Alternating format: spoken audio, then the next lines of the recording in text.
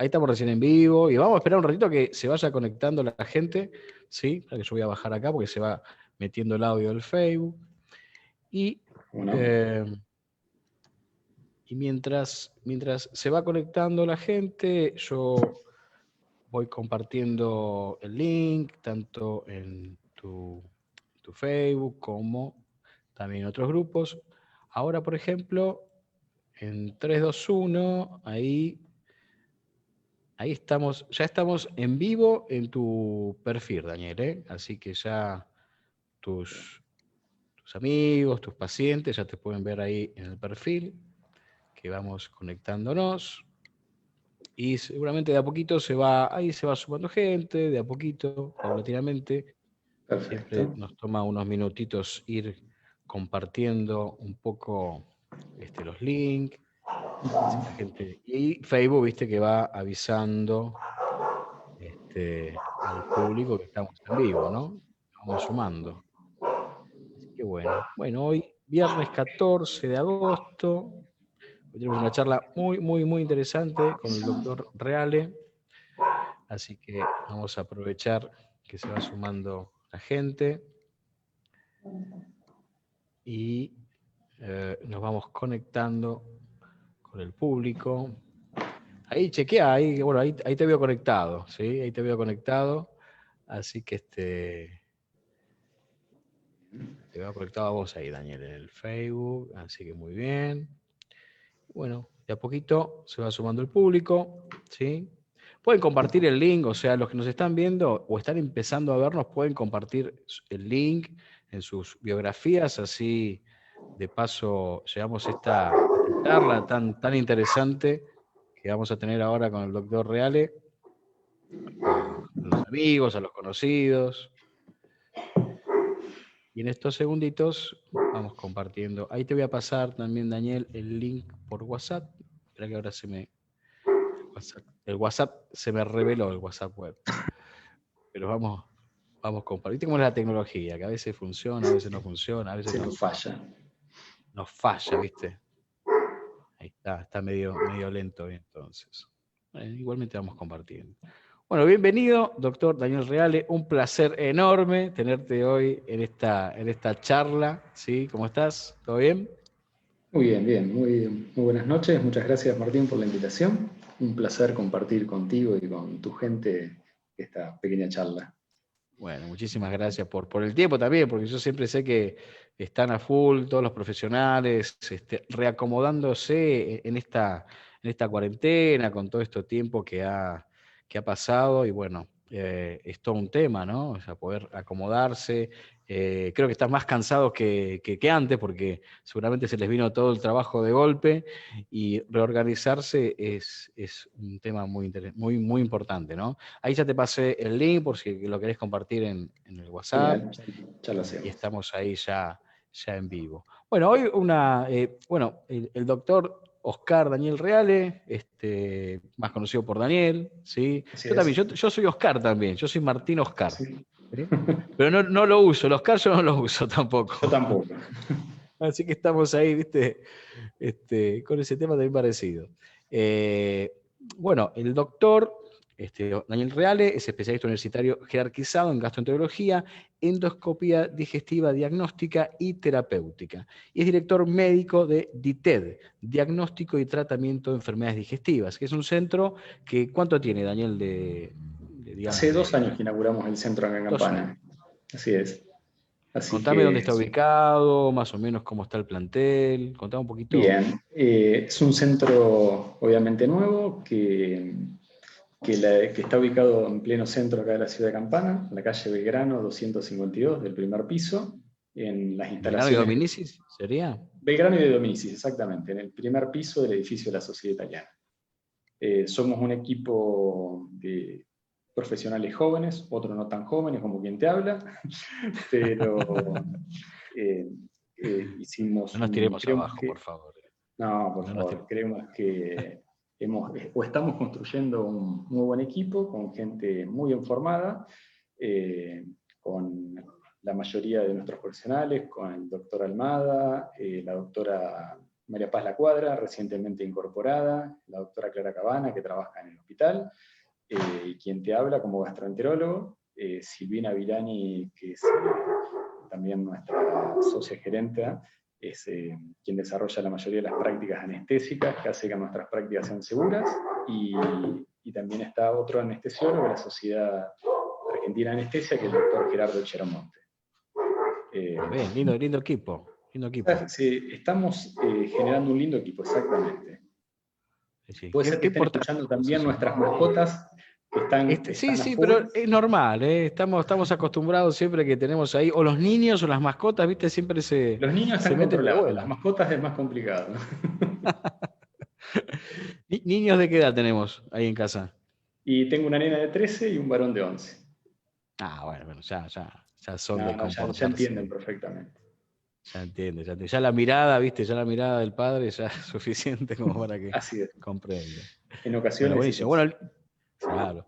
Lindo equipo y lo importante, ¿no? Que es trabajar con un equipo de profesionales también, que uno pueda apoyarse uno al otro, hacer interconsultas. Eso creo que es fundamental hoy en día, ¿no? Totalmente. Aparte, nuestra idea no solamente fue un proyecto en común que teníamos con Silvina, nuestra anestesióloga, sino también es intentar brindar a nuestros pacientes, a la comunidad, una atención diferenciada, con más confort y manteniendo sobre todo la seguridad, ¿no? Queríamos alejarnos de lo que es la clínica. Las clínicas en general, hoy en el mundo se están creciendo los centros de corta estadía, que es aquellos centros donde se pueden hacer procedimientos mini-invasivos e inclusive cirugías mini-invasivas que puedan tener horas de internación y el paciente puede ser dado de alta a su casa. Ajá. Bueno, en nuestra ciudad hay otro centro que se dedica a lo mismo, pero creo que este tipo de centros, no solamente la especialidad de gastroenterología, en varias otras especialidades, traumatología, urología, ginecología, están creciendo y creo que es el presente y el futuro de la medicina, ¿no? ¿Y de qué tipo de patologías nos referimos cuando hablamos de cortos tiempos, por ejemplo? Bueno, nosotros básicamente desarrollamos endoscopías digestivas, diagnósticas y terapéuticas, con extracción de pólipos, tratamiento de tumores, dilataciones, prevención y screening de cáncer de colon. Eso es nuestra especialidad. Pero en estos centros se pueden desarrollar otro tipo de tareas, en esto de corta estadía, como cistoscopía, cirugías laparoscópicas, por ejemplo, cirugías de vesícula, que antes eran exclusivo patrimonio de las clínicas. Gradualmente en el mundo se está empezando a hacer en lo que hoy denominamos centros de corta estadía, o van a escuchar hospitales de día. Hospital de día Mirá es vos. aquel que tiene menos de 24 horas de internación u observación. Qué interesante esto, ¿no? Porque bueno, uno sí a veces con algún concepto de que viste que estás internado 3, 4 días, operaciones tediosas, pero qué fantástico esto. ¿Cómo avanza todo, no? Rápidamente. Sin duda. Obviamente que esto no reemplaza a las clínicas porque hay patologías, riesgos que conllevan los pacientes que sí o sí, por ahí estas mismas prácticas u otras obviamente más complejas, cirugías grandes, hay que sí, se continúan y continuarán haciéndose en centros de alta complejidad como son las clínicas, ¿no? Clínicas y hospitales. Seguramente, claro. Pero bueno, también es interesante poder tener este tipo de centros, ¿no? Y más acá en la ciudad de Campana, ¿no? Que es donde estamos actualmente, ¿sí? Lo digo así porque hay muchísima gente que nos ve de muchos lugares, inclusive hay muchos amigos del exterior, así que también aprovechamos para saludarlos. Y también, lo vuelvo a repetir, compartan un poquito aquellos que estén viendo esta charla. Qué mundo que es la gastroenterología, ¿no? Realmente Es un cómo mundo influye en un montón enorme. de cosas. Es Sí, un sí. mundo enorme que involucra no solamente patología digestiva, sino que otros tipos de sistemas, la cuestión psicológica, emocional, impactan en lo digestivo. Cuando vos me invitaste a hacer o tener esta reunión o charla, una de las cosas que estaba pensando con esta pandemia que estamos viviendo, que tanto tiempo de aislamiento llevamos, nosotros, amigos, nuestros padres, abuelos, Sí. creo que ha profundizado, intensificado estos síntomas, Y, por ejemplo, en nuestro caso, esto que uno de los tips de esta reunión, que es el síndrome de intestino irritable, ha crecido enormemente en la consulta de nuestra Sí, especialidad. ¿no? De hecho, es la consulta más frecuente de gastroenterología, la consulta por colon e intestino irritable. Como para que la gente entienda, ¿cuáles son las manifestaciones? Como para más o menos tener una idea de si, bueno, sí, puede ser que tenga esto. Perfecto. Si bien es algo que es una patología que cada vez la gente se está más familiarizando cada vez más, pero bueno, vale decir que en simples palabras son trastornos funcionales que se caracterizan por dolor o malestares abdominales, que suelen ser recurrentes y pueden impactar en cambio en la frecuencia de las deposiciones, yendo de la constipación a la diarrea. Y lo funcional aunque parezca una obviedad, se diferencia del orgánico porque, primero, que lo funcional afecta nuestra calidad de vida, pero no entraña gravedad para nuestra vida. Versus lo orgánico, ejemplo, pólipos, tumores, que pueden acortar o limitar nuestra vida. Claro. Y una de las cosas por las cuales se caracteriza este síndrome, que es lo funcional, es que básicamente significa que uno como paciente sufre un montón de malestares o molestias, pero que detrás de eso no hay otro tipo de enfermedad. Eso es fundamental para nosotros como médicos poder descartarlo, porque hay pacientes que, por ejemplo, tienen síntomas como sangrado, anemia, pérdida de peso, antecedentes familiares de cáncer digestivo, pólipos.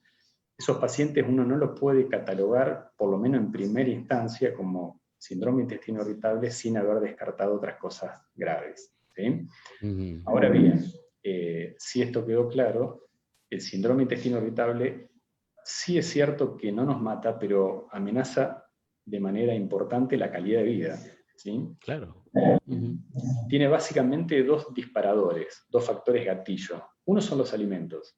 Obviamente somos una población occidental donde nuestra dieta es rica en grasas saturadas, muchos hidratos de carbono, si bien últimamente hay una tendencia a querer cambiar esto, pero estos alimentos, junto con irritantes, el alcohol, el café, el mate en exceso, los picantes, actúan como desencadenante de nuestros síntomas. Esto es una parte. El otro factor, y creo que es el que más pesa hoy en día, es el emocional.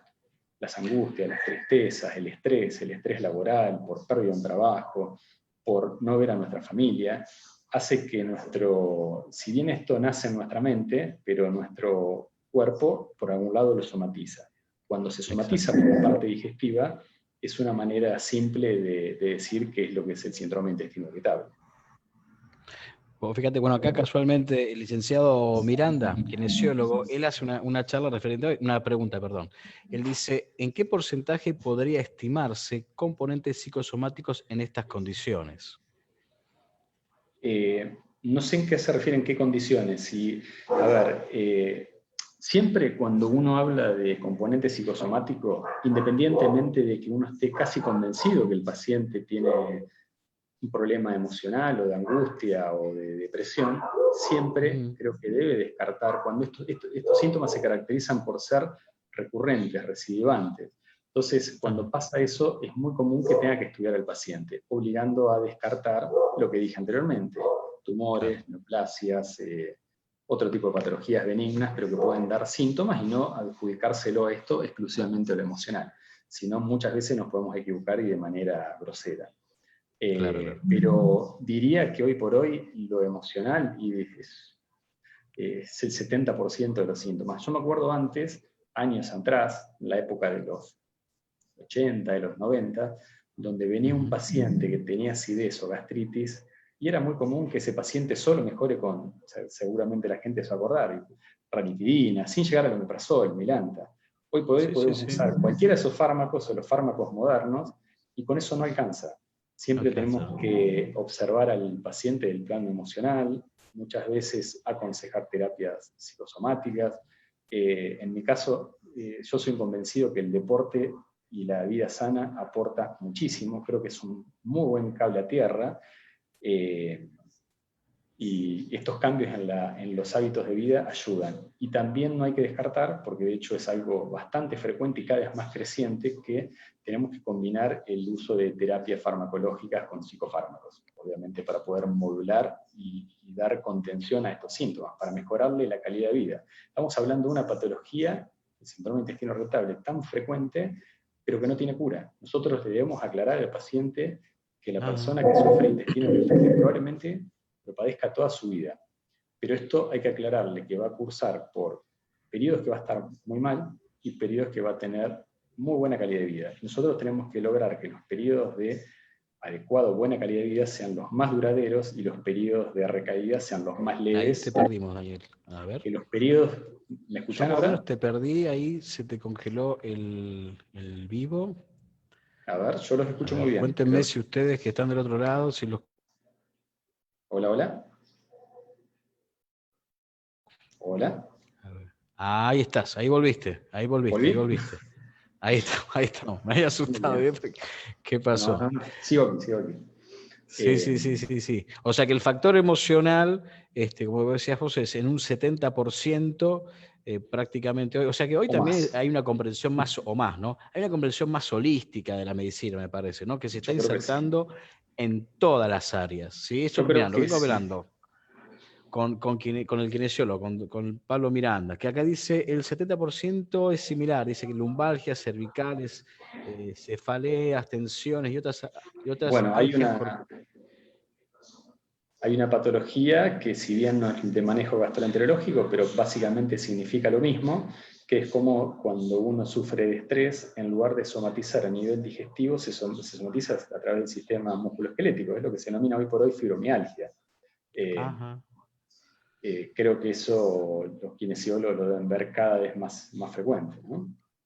Sí, es verdad eso. O sea, cómo influye la mente en lo emocional, obviamente, y cómo se transfiere al cuerpo es impresionante. Y te decía que, bueno, con todos los profesionales que yo vengo hablando, nutricionistas, bueno, psicólogos, todos coincidimos en lo mismo, ¿no? Porque yo también desde mi área, desde el área deportiva, también coincido. Sí. Y cuando, esto que vos dijiste también es muy importante, cuando, por ejemplo, una de las cosas que la gente debería hacer, que es la actividad física, incorporarla como algo normal y Habitual. cotidiano, Que forme habitual, parte de su vida normal.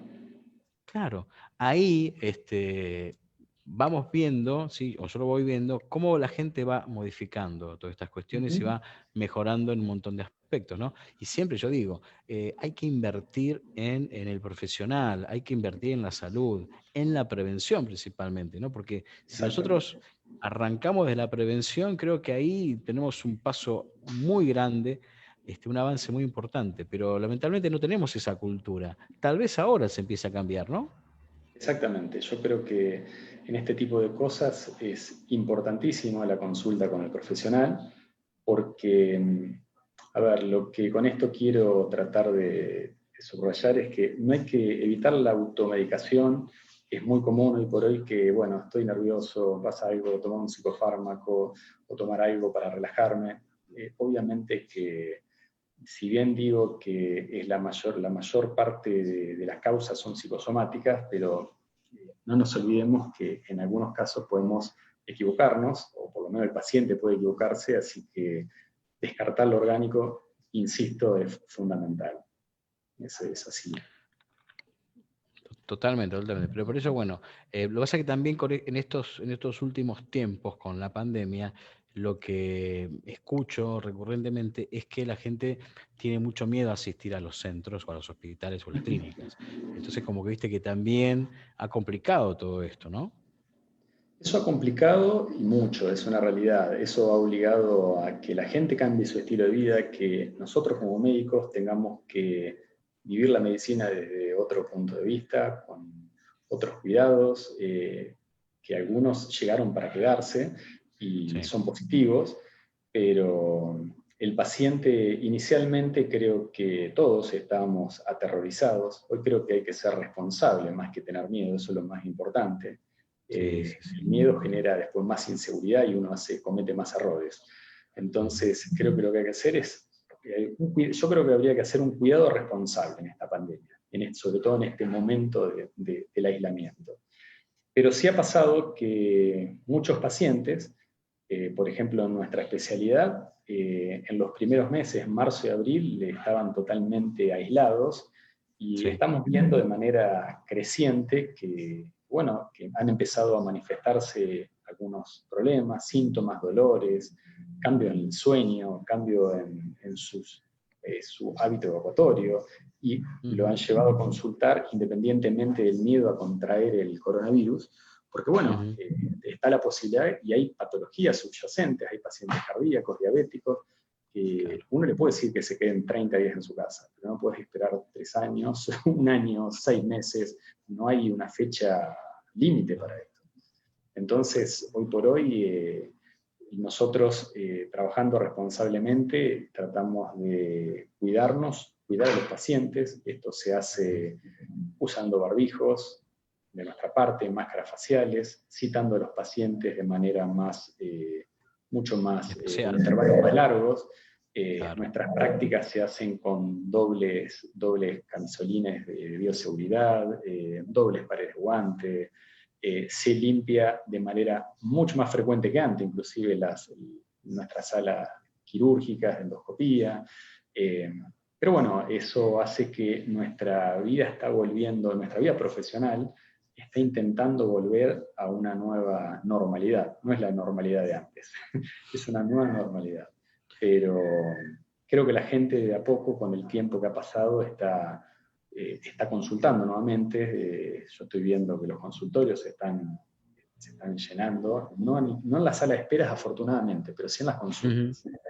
Así que eso es positivo. A lo que hablaba de un aislamiento responsable, creo que es en cuanto a la calle, ¿no? Uno tiene que cuidarse y tratar de evitar salir de manera innecesaria, los contactos innecesarios. Siempre se habla de la juntada con amigos, ya va a volver. Creo que hoy por hoy tenemos que cuidarnos para que todos salgamos más pronto.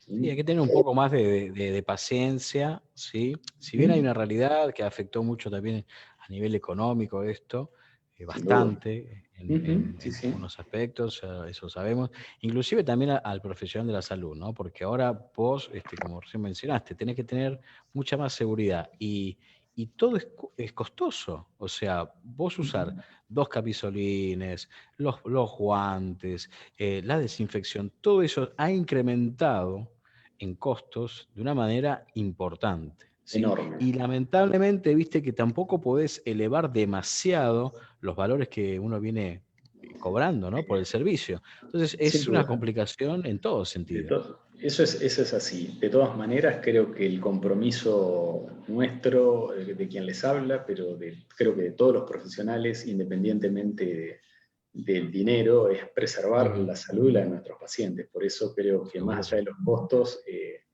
tomamos y tomaremos las medidas que sean necesarias para cuidarnos. Es así.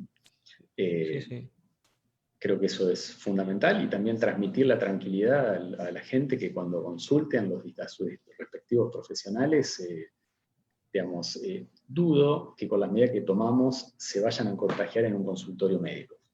Exacto. Es así. Exacto. Es más probable que sea en un bar, que sean en condiciones que son no recomendables, pero no acudiendo al médico, que creo que eso hay que hacerlo para evitar que cosas que hoy por hoy, o agarradas a tiempo, puedan ser solucionables o curables, y no perdamos tiempo preciado, ¿sí? Y en esto hablo, por ejemplo, en lo que a mí respecta, por ejemplo, el TIPS, que es el cáncer de colon, ¿no? Que es una patología. Comentame un poquito sobre eso, sí. Bien, bueno, es una de las cosas que yo siempre pongo énfasis en esto, porque es una de los pocos tumores que afectan al ser humano, que nos da la oportunidad de detectarlo tempranamente y curarlo en la mayoría de los casos. Y es muy importante porque es la segunda causa de muerte para el hombre en Argentina, y la tercera causa de muerte por cáncer en la mujer. ¿Y por qué es importante? Porque es uno de los pocos en los cuales existen estrategias bien definidas para disminuir la incidencia de la enfermedad avanzada, ¿sí? A veces encontramos inclusive pacientes que tienen tumores, pero que inclusive está hablando de cáncer de colon, ¿no? Pero que son pasibles de tratamiento quirúrgico y curable. Lo que es importante con esto, o lo que uno intenta y lo que quiero intentar es aumentar el nivel de conciencia de nuestra sociedad, porque hacer una consulta a tiempo salva vidas, muchas vidas. ¿Cuál sería la frecuencia, Daniel? Que eso también es muy importante, ¿no? Cada 6 meses, cada 1 año, 2 años. ¿Cuál sería hacer la esta. frecuencia ideal para consultar y para tener un diagnóstico mejor? Bien, esto no es uniforme, depende del grupo de pacientes que estemos hablando. A ver, el cáncer de colon aumenta su incidencia a partir de los 50 años de edad. Esto está escrito a nivel mundial. Sí. Pero también hay un grupo de pacientes que pueden tener antecedentes personales o familiares de pólipo, o de cáncer de colon, o de cáncer urológico, o de cáncer ginecológico, que tienen una relación genética y eso los convierte en población de alto riesgo. ¿Sí? Un paciente, estos son pacientes de alto riesgo de cáncer o de presentar cáncer en algún momento de su vida. Después hay pacientes que presentan síntomas, por ejemplo, dolores intestinales, pérdida de apetito, pérdida de peso, cambio en su forma de defecar, por ejemplo, pacientes que antes eran constipados y cambian a diarrea, pacientes que tenían diarrea y ahora pasan a constipación, pacientes que tienen mocorrea es mucosidad, como si fuera un resfrío, pero en materia fecal. Esas son pautas se llaman pautas de alarma, que deben estudiarse de determinada manera. Eso los convierte en pacientes de alto riesgo. Ese tipo de pacientes, estos últimos que mencioné, junto a los que tienen antecedentes familiares o patologías como se llaman enfermedades inflamatorias intestinales, colitis ulcerosa, que si bien son enfermedades de Crohn, que son patologías específicas y un poco más raras de la especialidad, pero hace que son pacientes de mediano a alto riesgo y estos pacientes se tienen que estudiar sí o sí con colonoscopia. ¿Sí? Estos pacientes es el mejor método de vigilancia y de detección temprana de lesiones o cancerígenas o lesiones benignas que son pólipos, se llaman pólipos. Esas lesiones son curables por endoscopía. Ahora, el grupo poblacional que tiene, por ejemplo, 50 años o más, como hay muchísima gente, y que no tiene un solo síntoma, es el paciente de bajo riesgo o de riesgo promedio, que a ese grupo de pacientes en la consulta se le puede ofrecer distintos métodos de lo que se llama de screening o de pesquisa. ¿Sí? Alguno habrá escuchado, a este tipo de paciente de bajo riesgo se puede ofrecer lo que llaman métodos de sangre oculta en materia fecal. Antiguamente prácticamente está cayendo en desuso el colon por enema, rectosigmoidoscopía, la colonoscopía y hoy por hoy la colonoscopía virtual. Son distintas herramientas que uno le puede ofrecer a sus pacientes para hacer detecciones tempranas o descartar tumores. ¿Sí? Todos estos métodos tienen sus pros y sus contras, sus riesgos y sus beneficios. Claro.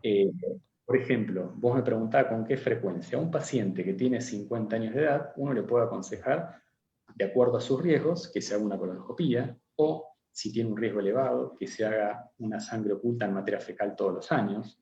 Cuando hablé de la colonoscopía, no se hace todos los años, se hace cada 10 años o cada 5 años, de acuerdo a casos puntuales.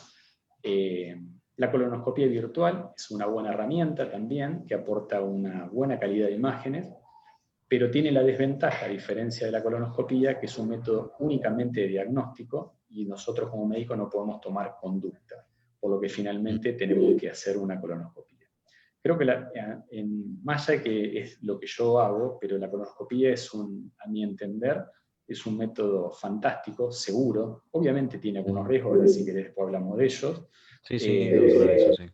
pero es el único método disponible hoy en día que me da la oportunidad de hacer una detección de una lesión temprana, llamemos un pólipo, y poder resecarlo en el acto. Entonces, hago diagnóstico y hago terapéutica. Y ese paciente, si ese pólipo era con una potencialidad maligna, ese paciente está curado. Y entraría en un protocolo de vigilancia para evitar una lesión avanzada que comprometa su vida futura. ¿Sí? Perfecto. Los otros métodos yo los considero para gente que tiene lo que llamamos comorbilidades o que tienen una alteración en su salud que lo convierten en paciente riesgoso para hacer una sedación o un método endoscópico.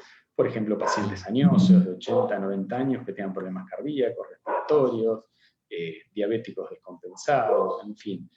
Si esos pacientes requieren estudio, por ahí es preferible hacer estos métodos que son no invasivos, pero también tienen sus falencias. Así que creo que por eso imaginé que en algún momento iba a venir una pregunta relacionada al tema de la endoscopía y sus riesgos. Creo que... Y bueno, porque lamentablemente hemos vivido a nivel mediático también, sin duda. hace no mucho, esta situación que se vivió con la periodista.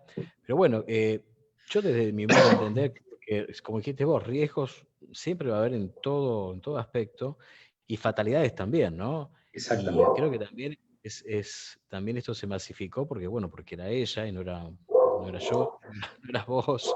Eso también creo que influye mucho, ¿no? Dentro de lo que es el ambiente, ¿no? Y hubo una carga muy fuerte del periodismo. Pero bueno, contame vos los pros y contras y para llevar un poco de tranquilidad a la gente, también lo positivo que tiene. Exactamente.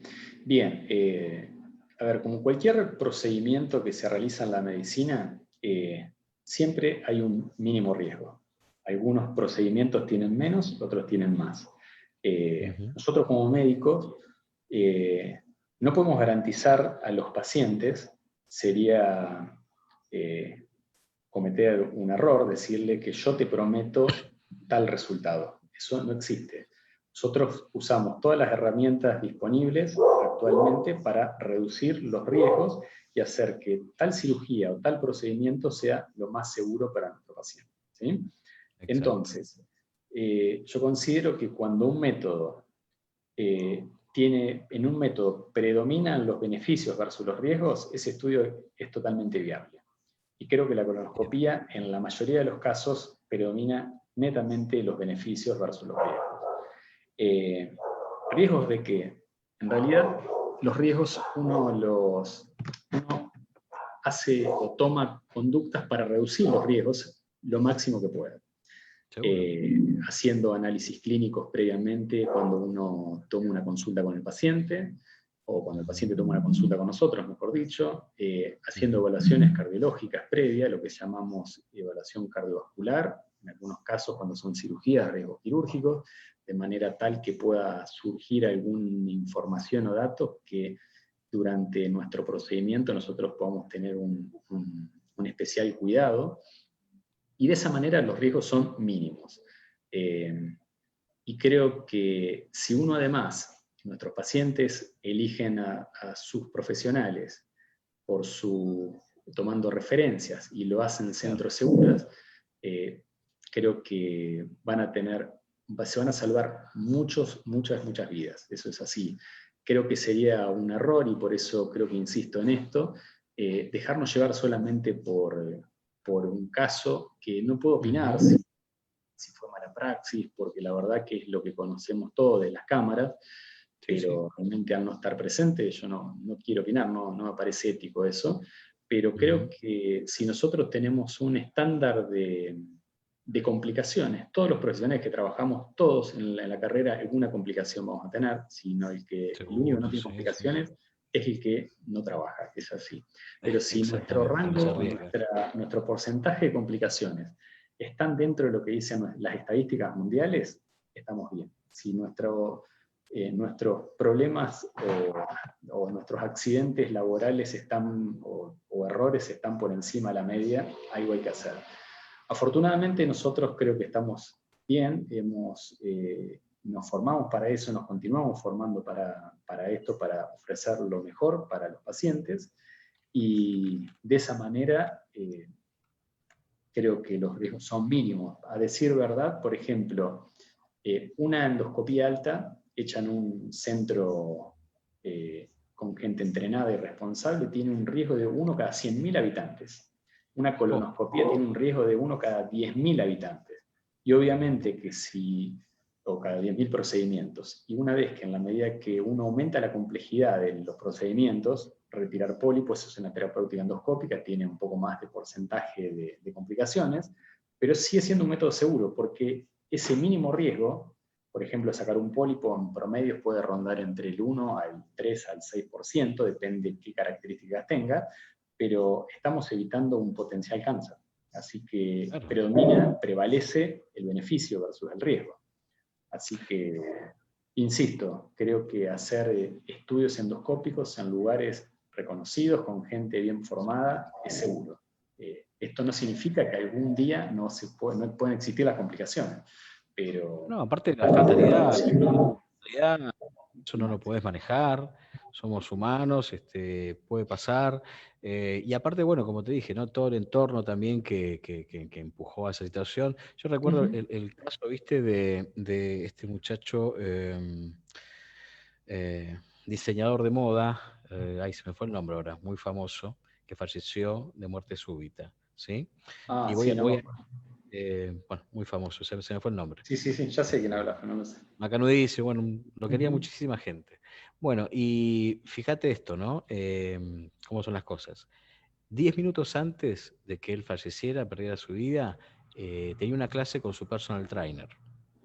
O sea, vos pensá esto, si su personal trainer hubiera llegado 10 minutos antes, le hubiera tocado el timbre, el problema habría sido de la actividad física, ¿no? Del personal trainer, de que, no sé, se le fue de rosca. O sea, ¿no? O sea, digo el contexto, ¿no? Sí, sin duda. Es muy complicado, ¿viste? Todo esto. Así, pero bueno, nada, lo importante es que la gente entienda, como recién lo explicaste de una forma espectacular y muy clara, los beneficios que tiene esta intervención y que es necesaria y fundamental para salvar muchísimas vidas como... Exactamente, y aparte es entendible que la gente tenga miedos, dudas, y creo que para eso está buena la consulta. Es así, es que puede consultar con su profesional y preguntarle cuáles son los riesgos, cuáles son los beneficios, y tomar una decisión en conjunto a partir de ese momento. Y por otro lado, creo que es fundamental insistir en nuestro estilo de vida, en nuestra alimentación, porque el cáncer de colon, si bien tiene un fuerte componente hereditario, la parte ambiental tiene que ver, nuestra dieta y nuestros hábitos de vida son importantes también. O sea, creo que hay que alentar a que todos incrementemos nuestra ingesta de vegetales, de frutas, que hagamos actividad física y reduzcamos nuestra ingesta de grasas saturadas, de hidratos de carbono, y hay que hacer deporte. Así que para eso... Sí. Fundamental,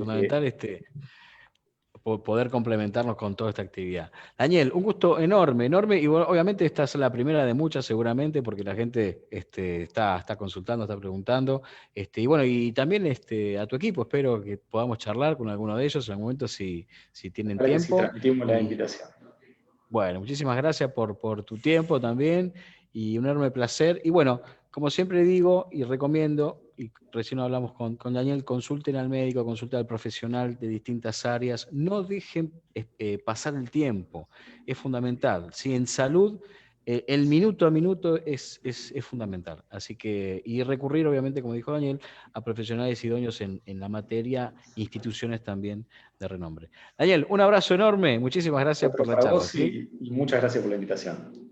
Un lujo enorme. No te vayas, voy cerrando acá al vivo, ¿sí? Y le agradezco muchísimo a la gente que nos estuvo escuchando, y obviamente vamos a tener otra charla seguramente con el doctor para desasnar un poquito sobre todos estos temas que son súper interesantes. Abrazo enorme, gente, muchísimas gracias, nos vemos. Saludos.